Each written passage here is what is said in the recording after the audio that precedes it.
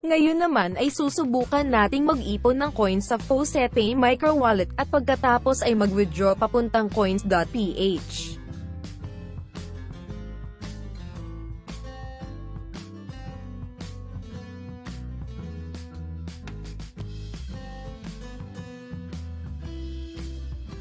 Ang makokolekta nating coins mula sa Faucet website ay maiipon sa Faucetpay Microwallet. Ang coins naman na maiipon sa Faucetpay Microwallet ay i-withdraw natin papuntang Coins.ph Wallet. Subukan na nating magkolekta ng coins para sa Faucetpay Microwallet. I-copy muna ang Coins.ph wallet address.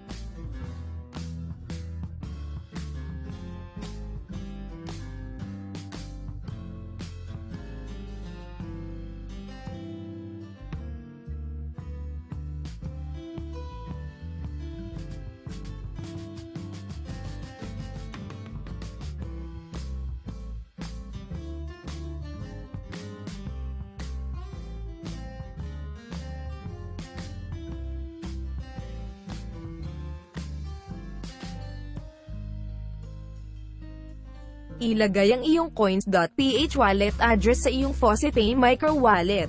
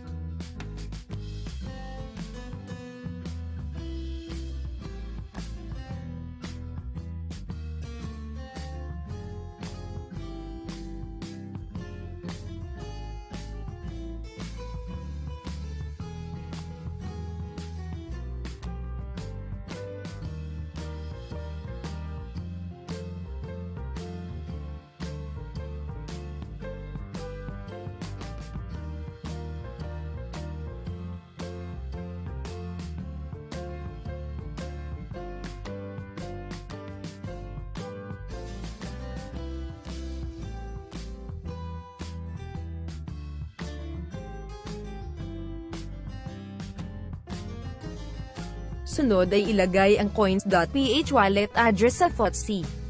Tignan ang link ng Fautsy sa description sa ibaba.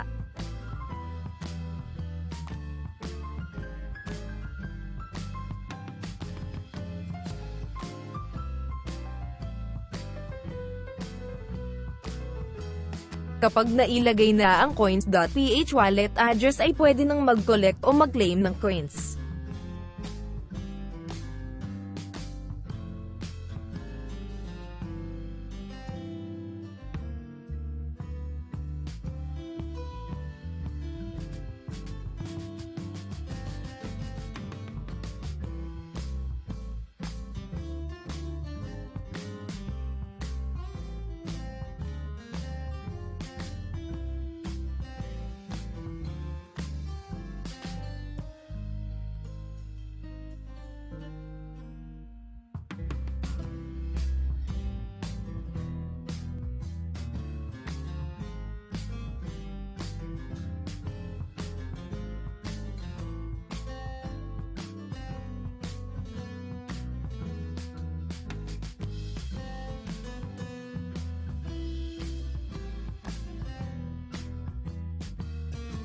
Makikita natin sa Faucetpay Microwallet ang mga nakukolekta nating coins mula sa Fautsy.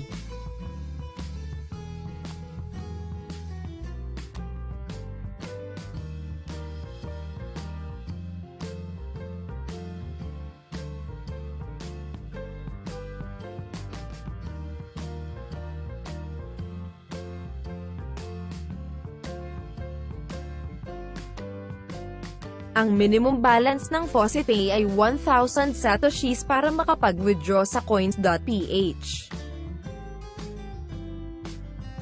Subukan nating mag-withdraw ng coins papuntang Coins.ph.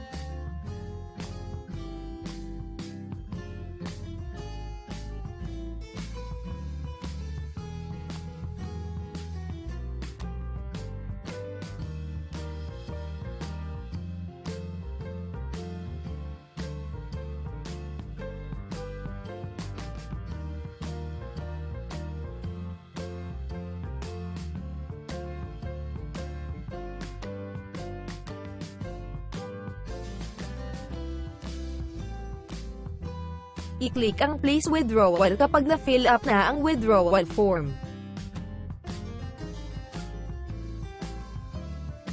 Ang withdrawal request ay umaabot ng 12 oras.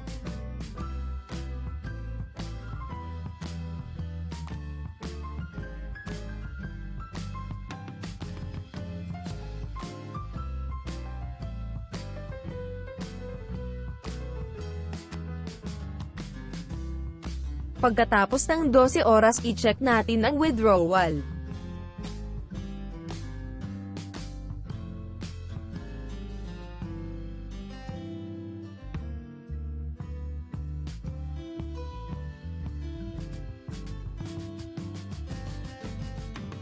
Makikita natin na ang Satoshis mula sa Faucetpay Microwallet ay nakarating sa ating Coins.ph wallet.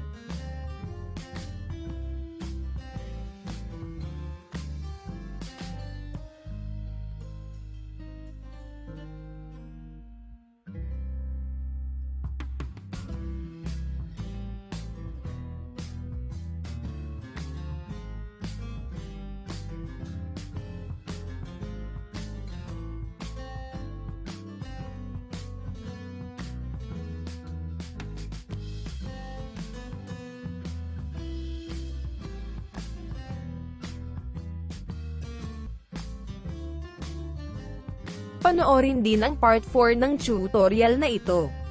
Salamat sa panonood. Don't forget to like, share and subscribe.